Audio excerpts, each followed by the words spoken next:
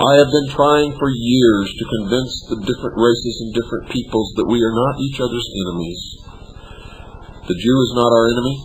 They're just people like we are, trying to get along in this world, and they have been persecuted long enough. The blacks are not our enemies. They too are struggling to try to reach some stabilized measure of happiness in this world. The Asians, they're people just like us. Everybody basically has one concern. How can I feed my family? How can we have a modicum of comfort?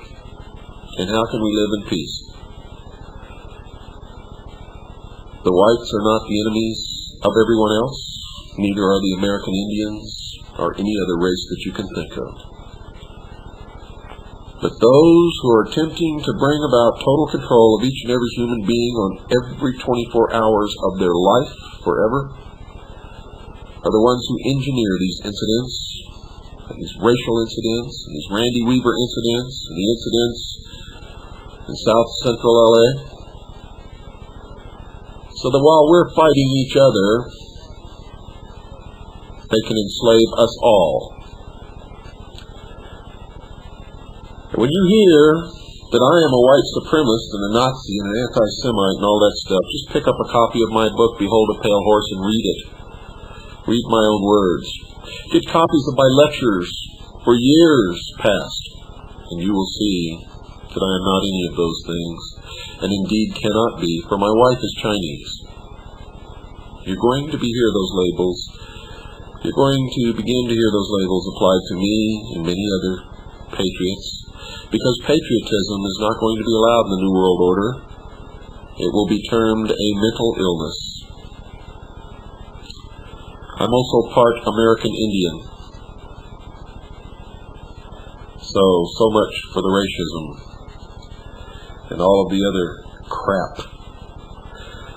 I am an American. I believe in the Constitution of the United States of America and in the Bill of Rights as the only document in the history of the world that has truly set men free and is worthy of preservation and must be restored as the supreme law of this land.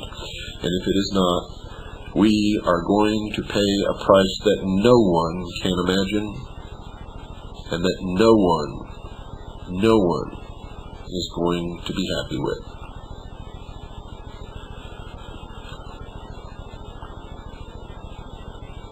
Between somewhere, depending upon who I talked to, or who I listened to, or who was talking on the radio, or who was calling me on the telephone, somewhere between 200 and 500 federal agents with the intent to massacre an entire family, with tanks and armored personnel carriers and helicopters and snipers,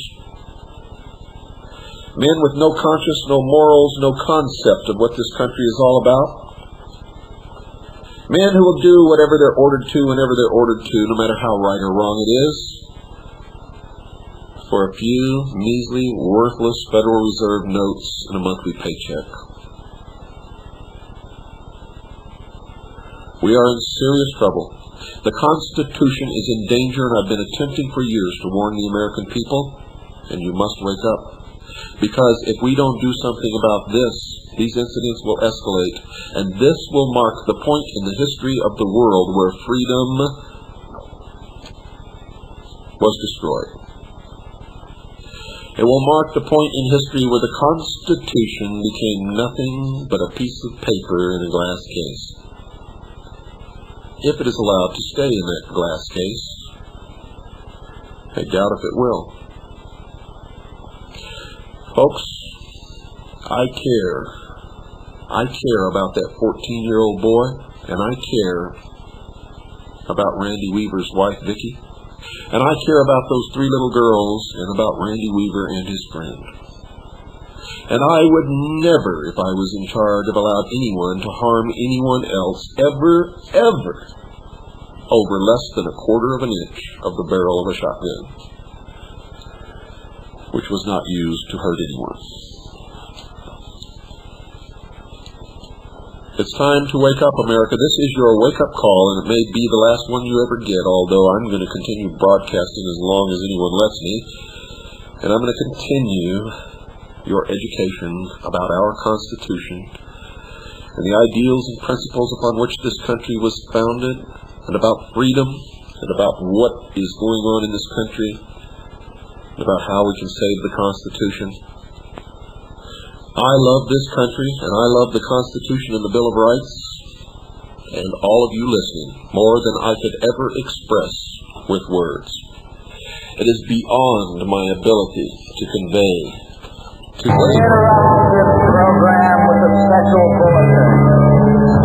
American